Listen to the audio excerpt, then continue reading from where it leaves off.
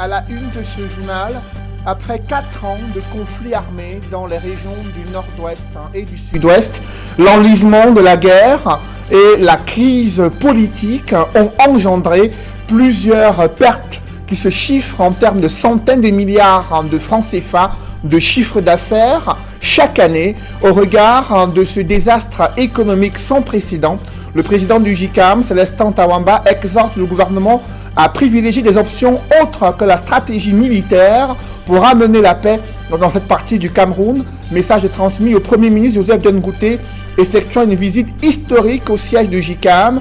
À suivre au cœur de ce journal, la teneur des échanges entre le chef du gouvernement et les chefs d'entreprise et les conditions posées pour leur contribution à l'effort de reconstruction dans les régions en guerre. Nous en parlerons au cœur de ce journal. Autre préoccupation des Camerounais, c'est l'enclavement des zones rurales dans le département du Cam, des localités où il n'y a pas d'eau, pas d'électricité. Les populations font face à l'enclavement criard en raison des infrastructures routières vétustes. Situation difficile à vivre. Nous en parlerons au cœur de ce journal.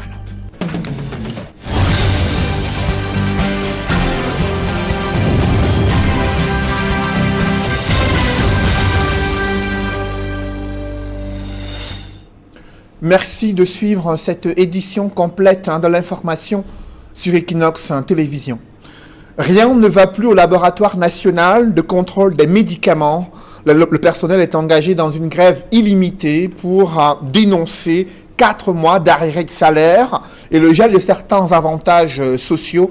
Ils ont tenu à maintenir le débrayage pour amener la direction générale de l'ANACOM et le ministère de la Santé publique à se pencher sur leurs préoccupations. Rodin Gassi et Guy Zogo nous en disent plus dans ce reportage. Au laboratoire national de contrôle de qualité des médicaments et d'expertise, l'ANACOM, l'heure n'est pas à parler des médicaments. Au contraire, le personnel de cette structure laisse éclater sa colère à travers un mouvement d'humeur. Nous sommes là pour réclamer nos 4 mois d'arrêt de salaire. Nous sommes déjà à bout parce que chaque année depuis 3 ans, il faut qu'il y ait un mouvement d'humeur pour qu'on puisse rentrer en totalité de l'année de nos salaires. Au quotidien, les employés disent tirer le diable par la queue et crient leur désarroi à travers les messages contenus sur leur pancarte. Je n'arrive pas à bien gérer la maison, ça ne va pas. Même pour venir au travail, c'est tout un problème. Il faut payer le taxi, il faut manger, il faut nourrir la famille. Il n'y a pas les moyens, donc c'est très difficile. Et les bailleurs nous menacent de part et d'autre parce qu'il faut payer le loyer, il faut payer ceci, il faut payer l'électricité, il faut payer l'eau. Pour le personnel du LANACOM, il ne fait pas de doute que cette entreprise est en train de mourir. En ce moment où nous subissons le Covid-19, voilà cette entreprise qui est en train de mourir, alors que c'est le laboratoire national de contrôle de qualité des médicaments et d'expertise. Si vous voyez ces missions, et voilà ça qui est en train de mourir. Cette situation de décrépitude est attribuée au ministre de la Santé publique. Au jour d'aujourd'hui, les faits d'homologation, comme ils sont logés au ministère de la Santé, la tutelle technique s'est bloquée là-bas. Le ministère des Finances a bloqué des subventions. Nous ne savons pas pourquoi. Quant au ministère des Finances, après avoir débloqué 2 subventions spéciales de 500 millions de francs CFA au LANACOM en 2019 et 2020, il n'entend plus le faire, estimant que les fonds d'homologation des médicaments dont la quote-part du LANACOM s'élève à 55% devraient suffire au fonctionnement de cette entreprise. Pourtant, cette quote-part est bloquée par le ministre de la Santé publique depuis son arrivée à cette fonction, d'aucuns l'accusant de vouloir, par cette démarche, placer l'un des siens à la tête du LANACOM. Devant l'indifférence des principaux responsables déjà saisis de cette affaire, qu'il va poursuivre son mouvement d'humeur jusqu'à ce qu'une solution définitive soit trouvée à ce problème. Projecteur sur l'un des bassins agricoles les plus importants et les plus enclavés au Cameroun. C'est dans le Cam où se trouve le village Mabom qui croupit sous le poids du sous-développement. Circuler sur les routes est un véritable calvaire pour les populations.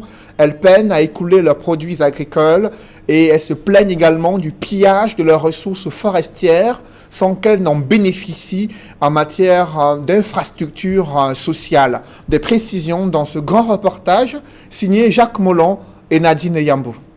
Le monde rural est à l'abandon depuis des lustres dans le département du Cam, l'un des plus enclavés du pays. Presque aucune route viable ne relie les différentes localités à Yabassi.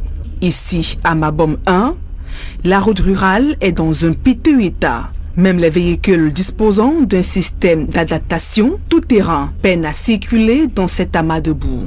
En cette saison des pluies, la situation est davantage plus difficile pour les automobilistes et propriétaires de motos qui ont du mal à se frayer un chemin au grand désarroi des populations. Nous sommes dans Yabassi, mais pour arriver à Yabassi, c'est tout un calvaire. Pour aller à Loum, c'est la même chose, il n'y a pas de route. Nous sommes fermés sur place. Quand tu vas acheter n'importe quoi, c'est à Babon ou tu pars à Loum. C'est pas facile parce que la route n'est pas tellement bonne. Après un parcours de combattants et plusieurs heures de route, les populations de Mabom 1 ne sont pas au bout de la peine. Une fois installées au village, elles sont confrontées à un manque d'eau potable. C'est dans cette rivière du coin que les habitants se ravitaillent au risque de contracter des maladies. C'est ce que nous pouvons et c'est là que nous l'avons. Tout plusieurs pour Margot. De fois, tu as le mal de ventre. De fois, tu fais la diarrhée. Le village Mabom 1 est sans lumière depuis des années. C'est le groupe électrogène qui permet à certains riverains d'être éclairés une fois la nuit tombée. Ici, la plupart des enfants ne sont pas scolarisés en raison de l'absence d'infrastructures scolaires, en plus des centres de santé quasi inexistants. De nombreuses femmes enceintes ont même perdu la vie faute de soins appropriés durant l'accouchement. On a les cas d'accouchement ici là que les femmes enceintes trouvent les morts comme ça là. Les femmes accouchent à domicile ici. Les cas de maladie ici, souvent nous les envoyons à Loum, des kilomètres, des centaines de kilomètres. Dépourvues d'infrastructures sociaux de base, les populations déplorent le pillage de leurs ressources forestières sans qu'elles ne puissent en bénéficier en retour. Les exploitants forestiers même qui sont ici chez nous ne font que détruire nos forêts. Les populations villageoises ne bénéficient de rien. Il faudrait donc que l'État, en envoyant les exploitants forestiers dans un village, qui signe les engagements que ces populations villageoises doivent bénéficier au sein de ces exploitations. Il y a des cahiers de charges qui sont des principes qui sont prescrits dans les documents administratifs, mais la réalité sur le terrain est tout autre. Et vous savez, je ne vous apprends rien. Quand vous avez affaire à des exploitants, il faut le dire, c'est des gens qui ont de longs bras et quelquefois qui sont introduits à des endroits où vous n'êtes pas introduit. Quand bien même vous feriez des revendications, vous n'êtes pas sûr que ce soit entendu.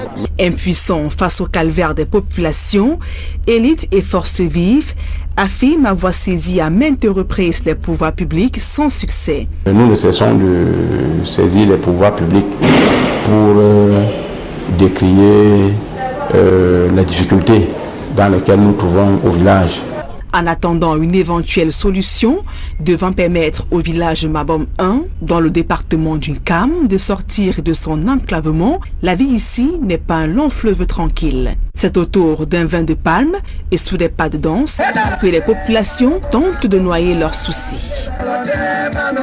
L'enlisement du conflit armé dans les régions anglophones et la crise politique dans le nord-ouest et le sud-ouest ont paralysé plusieurs pans de l'économie nationale à tel point que les pertes en termes de chiffre d'affaires sont évaluées à plusieurs centaines de milliards de francs CFA chaque année.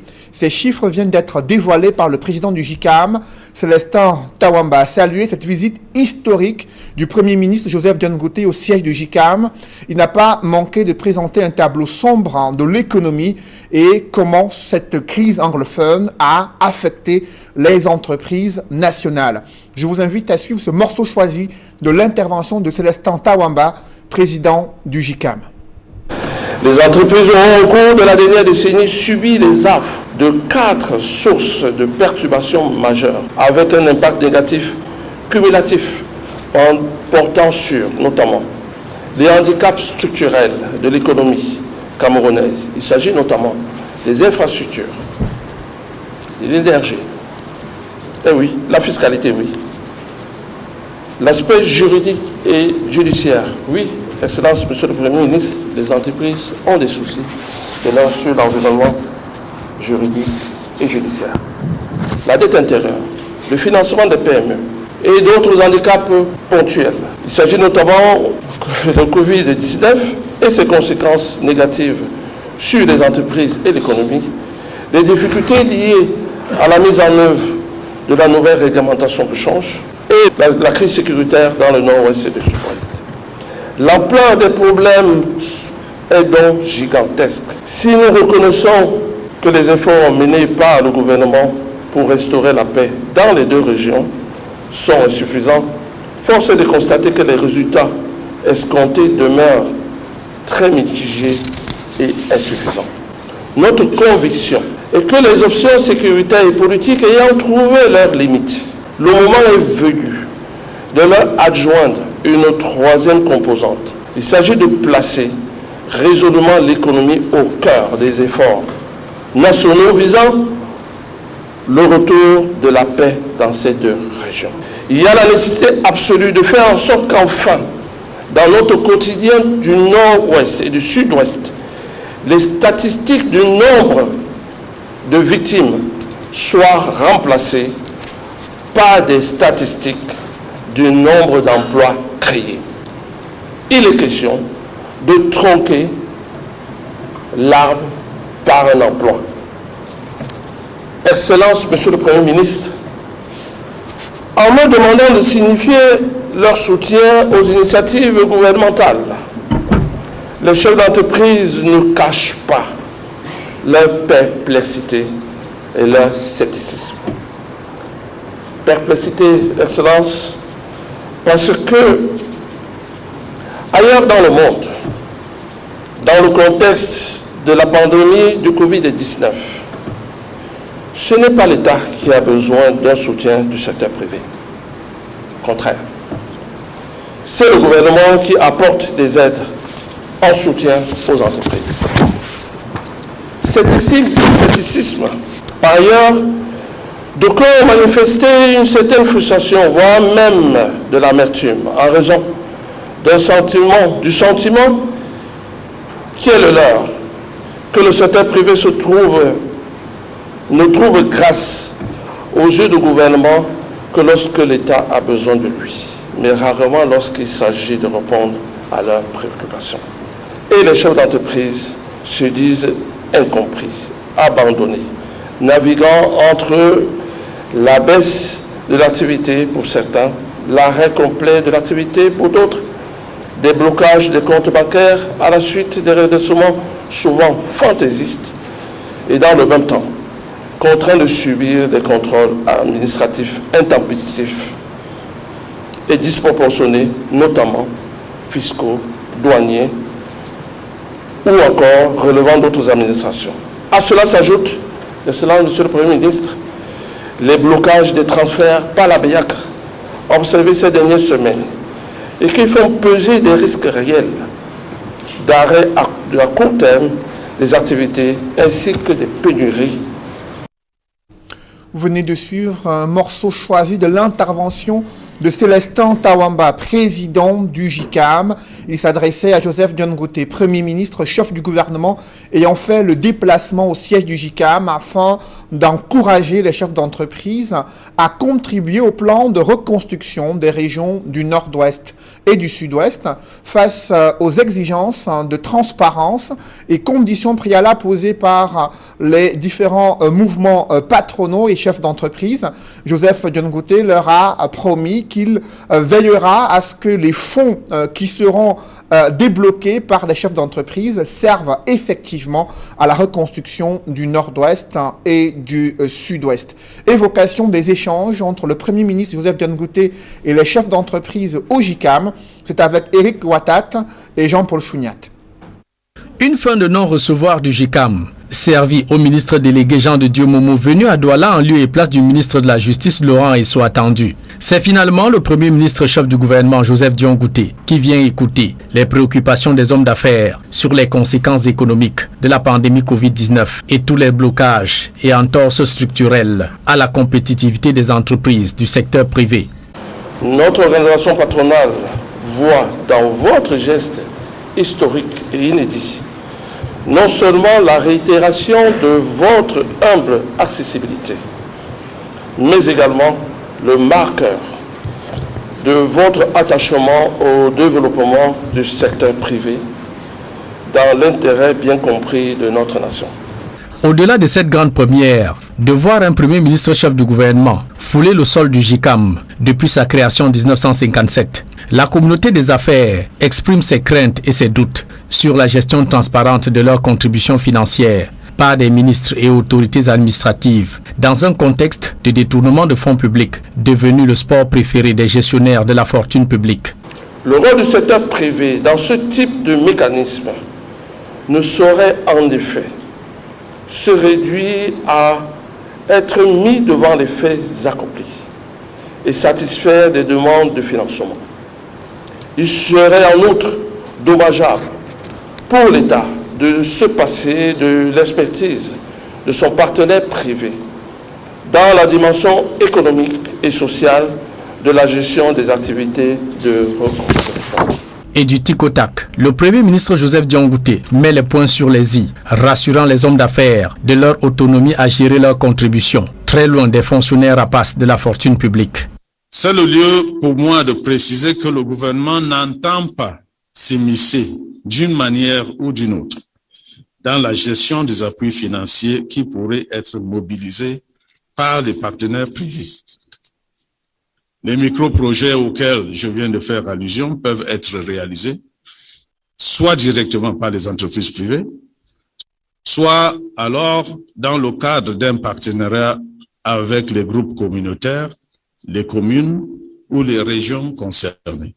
Dans ces échanges face à face, Premier ministre et hommes d'affaires, sur le plan de reconstruction des régions du Nord-Ouest et du Sud-Ouest, le coordonnateur national Paul Tasson lève toutes les suspicions d'opacité dans la gestion des 89 milliards de francs CFA de l'opération, précisant surtout qu'il n'a signature sur aucun compte bancaire, pour le moins contrôlé et géré par le PNUD, le Programme des Nations Unies pour le développement. Pour ceux des partenaires privés qui souhaitent contribuer à la mise en œuvre du plan présidentiel de reconstruction des régions du Nord-Ouest et du Sud-Ouest, je tiens à leur dire que la gestion des financements relatifs est assurée par le Programme des Nations Unies pour le développement.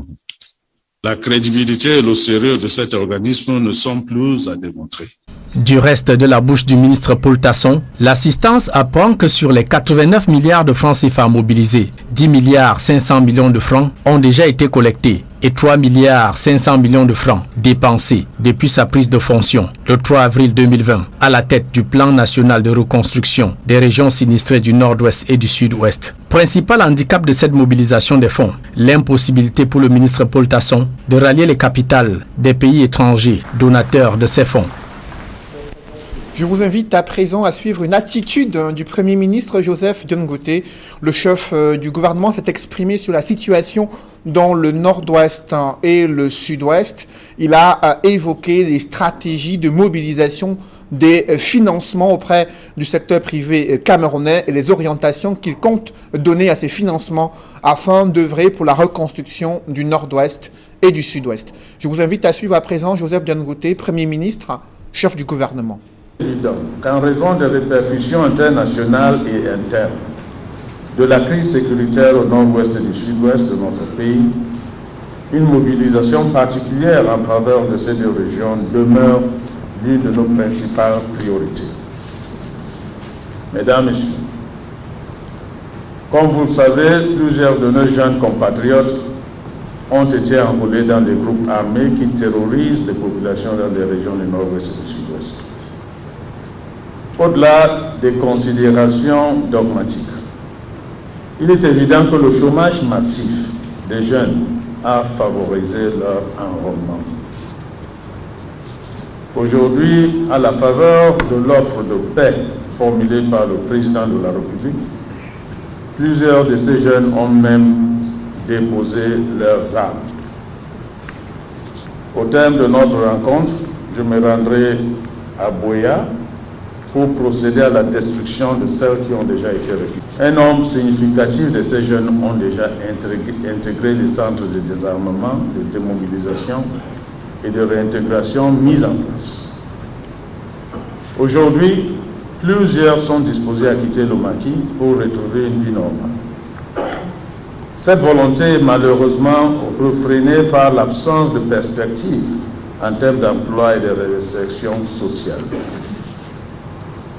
Je suis persuadé que la reprise des investissements dans ces deux régions, à travers la réalisation de micro-projets générateurs d'emplois ou le recrutement direct de certains jeunes, pourrait inciter ceux qui hésitent encore à sortir de la bourse.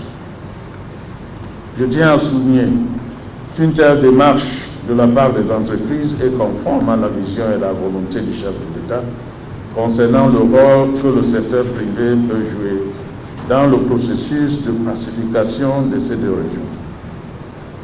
La reconnaissance depuis le 2 septembre 2019 du statut de zone économiquement sinistrée aux régions de l'extrême nord, du nord-ouest et du sud-ouest ouvre la voie à certaines facilités fiscales conformément aux dispositions du Code général des impôts.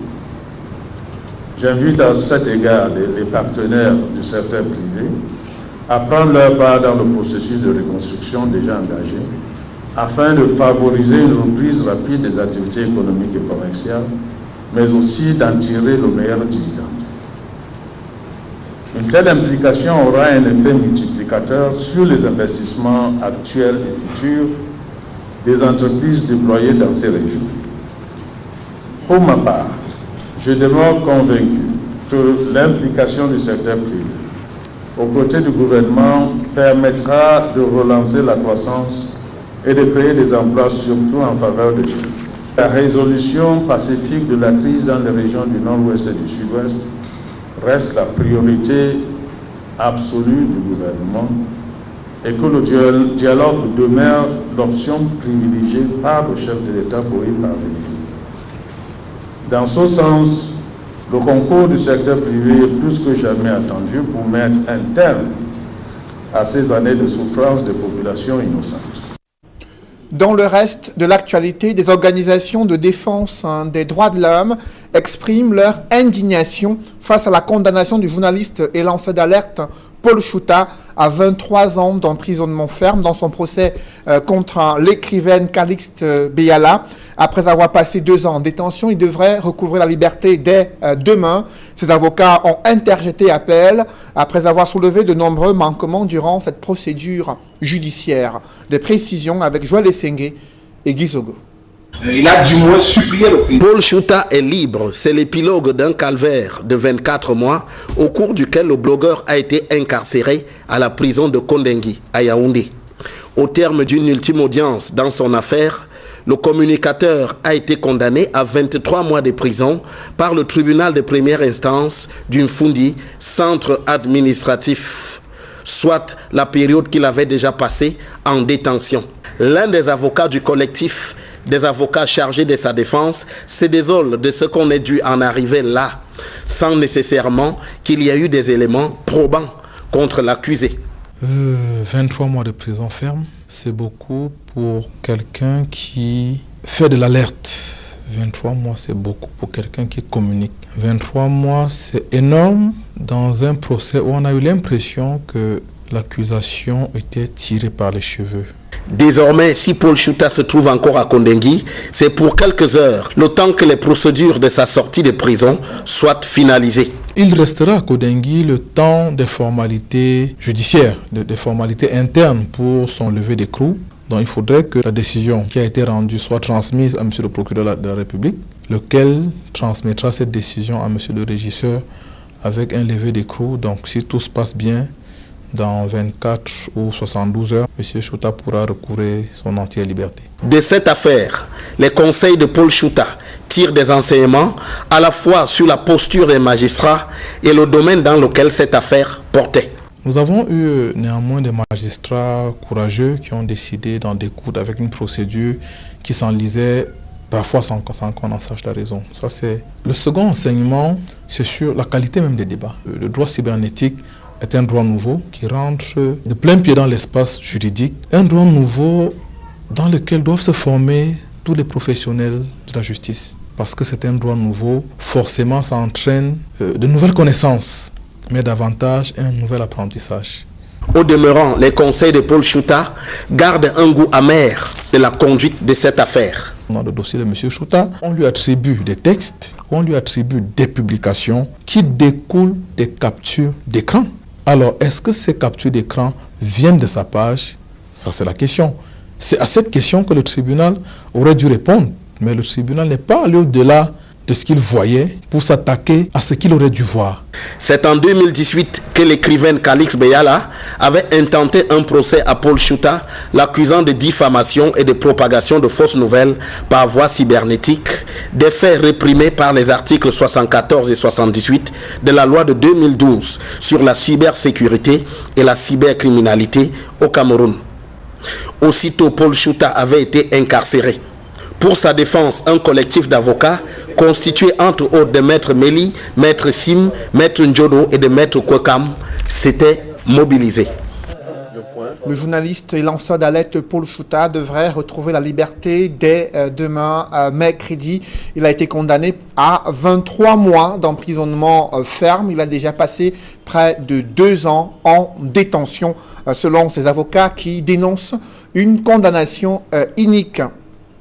Parlons à présent du concours d'entrée en 6e. Les candidats ont affronté près de 5 épreuves, parmi lesquelles la culture générale, mathématiques et surtout le calcul mental. Dans quel état d'esprit ont-ils affronté ces épreuves? Comment les parents les ont accompagnés durant ce concours d'entrée en 6e? Élément de réponse avec Cédric Ding et Dallas Kana.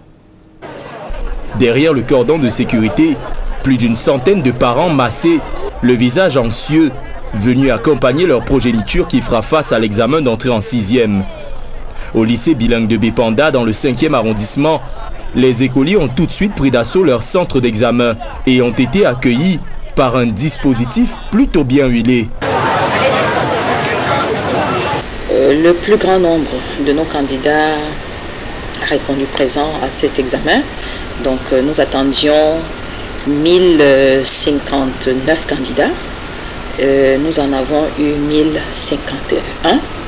Donc il y a 8 absents qui ne se sont pas présentés aujourd'hui. Donc nous avons pris la peine avant de mettre un certain nombre d'informations à la disposition des parents et même des candidats pour leur permettre de savoir comment s'orienter, comment être guidés au sein de l'établissement quand ils arrivent le jour du concours. Au total, ce sont 5 épreuves auxquelles auront été soumis les candidats, notamment celles de mathématiques, culture générale ou encore études de texte. Nous n'avons pas été autorisés à filmer les salles de classe, concentration oblige. À la fin, si certains affichent une mine assez sereine, d'autres par contre ont eu quelques petites difficultés. Ça s'est bien passé. Je suis sûre de passer. J'ai bien composé et je vais réussir au premier de réussir. Et quand il reviendrait ici là, il ne ressortirait plus. Ce serait définitivement. L'épreuve la plus difficile pour moi était culture générale. J'ai bien composé. La culture générale qui était un peu difficile à moi. Un examen sous fond de Covid-19 qui a nécessité des mesures particulières de la part de la hiérarchie du centre. Tous nos candidats sont venus avec des masques, mais nous étions quand même préparés au cas où il y en aurait qui n'auraient pas de masque. On avait quelques masques en réserve pour cela. Bon, Dieu merci, tous en avaient et ils les ont arborés à l'entrée du lycée. Donc à l'intérieur, il y avait un dispositif pour se laver les mains et avant d'entrer dans les salles d'examen. Donc je crois que pour ces tout petits-là, c'est l'essentiel. Le concours d'entrée en 6e sur l'ensemble du territoire national vient enfin de se clôturer. Ici au lycée de Bépanda, dans le 5e arrondissement, ils étaient plus de 1000 candidats à convoiter le précieux sésame qui leur permettrait d'avoir accès au niveau supérieur, notamment la classe de 6e, et de quitter définitivement le primaire pour le secondaire. Depuis le lycée bilingue de Bépanda, dans le 5e arrondissement, pour Equinox Télévision, nous sommes Cédric Ding et Dallas Chana. Dans l'escale internationale, la France annule la totalité de la créance vis-à-vis du Soudan, un pays qui pourrait désormais s'engager dans des réformes financières et assurer sa transition démocratique après ce poids de la dette qui vient de lui être enlevé par la France. Annonce faite ce jour par le président français Emmanuel Macron en marge d'un sommet visant à trouver les mécanismes de financement et d'allègement de la dette des pays africains affectés par la crise sanitaire. D'autres précisions avec Julienne Berthebissaille. Réunis à Paris, les chefs d'État africains, européens et des organisations internationales décident du sort de la dette des pays africains. Le premier bénéficiaire, le Soudan. Ce pays de l'Afrique de l'Est, dévasté par les crises politiques et la guerre, bénéficie d'une remise de dette de 5 milliards d'euros, soit 2500 milliards de francs CFA. Des fonds que compte mettre la France pour assurer une transition politique à Khartoum. Vous avez choisi d'unir vos forces civiles et militaires pour faire réussir votre révolution.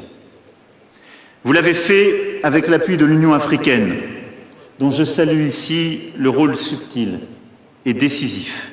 La réduction de la dette soudanaise que nous allons amorcer prochainement est un premier résultat. Il conviendra que cette trajectoire de retour du Soudan dans le concert des nations soit confortée au plan économique, au plan politique. Dans cette même lancée, l'Allemagne annule 360 millions d'euros, soit 234 milliards de francs CFA pour la cause soudanaise. Pour obtenir cette annulation de la dette, le Soudan a rempli 2 conditions. Apurer ses arriérés auprès des institutions multinationales telles que le Fonds monétaire international, la Banque mondiale et la Banque africaine de développement et implémenter des réformes économiques, gage de sérieux dans la gestion des affaires publiques. C'est donc une bouffée d'air qui souffle sur le Soudan avec une dette annulée cumulée de 2734 milliards de francs CFA. Un public reportage dans ce journal. Orange Cameroun marsupille une assurance pour les revendeurs des services et produits Orange à travers le pays. L'objectif est de les soutenir dans leur activité commerciale, activité indispensable pour le déploiement d'Orange Cameroun. Reportage. Simple fait que l'entreprise, via son management, soit conscient de ces efforts-là. Orange Cameroun, au chevet de ses ambassadeurs. C'est un engagement social pour cette entreprise citoyenne qui, au travers de l'opération Loyalty Programme Callbox, reconnaît les prouesses des centaines de distributeurs détaillant des produits Orange et magnifie leurs efforts. Ces callboxers sont repartis sur tout l'étendue du territoire national, au nombre de 500, qui bénéficieront d'une assurance santé d'une durée d'1 an. Nous célébrons le Callbox. Je pense que c'est la suite d'une formidable aventure qui a commencé l'année dernière sous le patronage de notre directeur général, M. Frédéric Debord, et qui a voulu que chaque année, on récompense, qu'on reconnaisse la performance et que ce soit en plus de cette reconnaissance-là, gratifier le maillon important de notre chaîne que sont les callboxers d'un an d'assurance santé. Cette préoccupation vient du constat selon lequel ces callboxers, maillon important à la fructification des bénéfices, tant pour Orange que pour leur propre compte, sont exposés aux intempéries dues au climat. Ce sont nos ambassadeurs auprès de nos clients finaux et parce qu'ils sont les plus exposés. Ils sont exposés au soleil, à la pluie. Donc nous ne pouvons pas être bien, comme je le disais tantôt, sans nous préoccuper de leurs difficultés. Une assurance qui est donc possible grâce à la coaction d'Orange Cameroun et la Banque Atlantique avec son produit Atlantique Assurance qui dans cette démarche propose une micro-assurance santé dans ce partenariat. Le partenariat entre Orange Cameroun et Atlantique Assurance et même le groupe Atlantique est effectivement très fort dans ce sens que Orange ayant défini la promesse de ramener ses clients à l'essentiel. L'essentiel pour nous étant actuellement quoi? La santé. La santé, c'est exactement ce qu'Orange offre aujourd'hui à ses détaillants qui définissent le socle même de la performance d'Orange Cameroun. Donc il est très important Ce qu'on a fait aujourd'hui en donnant à plus de 500 points de vente une assurance santé et accident pour les aider au quotidien, clairement à garder leur vie saine et sauve. La promesse est clairement tenue, l'essentiel est définitivement atteint. Pour de nombreux callboxeurs bénéficiaires, la récompense est le fruit d'une loyauté indéfectible et une discipline constante qui ne pouvait qu'auréoler ce travail d'ambassadeur de proximité. La différence au secret, c'est la persévérance parce que moi, je travaille avec une équipe en fait et il y a aussi l'ancienneté parce que c'est quelque chose que je fais depuis pratiquement 6 ans, 7 ans aujourd'hui. J'ai toujours souhaité qu'on me donne une assurance santé en fait parce que pour moi, la santé, ça va. Loyalty Programme Callbox est le nouveau programme de fidélité Orange. Ce programme se décline tout le long de l'année. On a plusieurs étapes. On commence par les récompenses lors de la rentrée scolaire, back to school. Nos callboxeurs reçoivent des kits scolaires. Ensuite, nous avons le 8 mars, où toutes les callboxeuses viennent défiler avec nous pour montrer leur attachement à la marque. Ensuite, on a les Callbox Awards. Et depuis l'année dernière, nous avons récompensé 100 de nos callboxeurs en leur offrant 1 an d'assurance maladie et santé. Orange Cameroun continue donc cette opération Loyalty Programme Callbox très prochainement dans d'autres localités après cette étape de Douala. Mesdames, messieurs, c'est la fin de ce journal. Merci de l'avoir suivi. Juste après cette édition de 20h, retrouvez Serge Alain Autou et ses invités pour le débrief du journal sur le plateau d'Equinox Soir. Serge Alain. Le gouvernement de la République n'entend pas s'immiscer dans la gestion des financements qui pourraient être mobilisés par le secteur privé pour la reconstruction du Nord-Ouest et du Sud-Ouest. Dixit, Chief Dr Joseph John Gouté, c'était aujourd'hui au JICAM. Durant une visite historique du Premier ministre au siège du JICAM, face aux appréhensions du secteur privé sur les garanties de transparence et de traçabilité des contributions attendues de leur part, il a indiqué que ces contributions pourraient être faites sous forme de micro-projets à réaliser dans le nord-ouest ou le sud-ouest, ou alors un accompagnement des différentes collectivités territoriales décentralisées.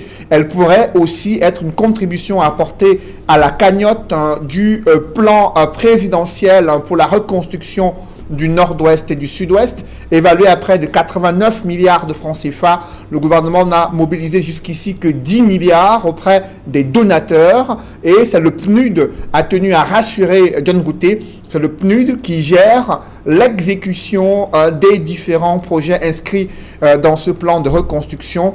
Le JICAM, quant à lui, à travers Célestin Tawamba, a insisté sur le fait que la stratégie militaire ne saurait ramener la paix dans le nord-ouest et le sud-ouest. Il faut remplacer l'arme par les emplois, a-t-il fait savoir durant cette rencontre entre le Premier ministre et les chefs d'entreprise. Serge Alain.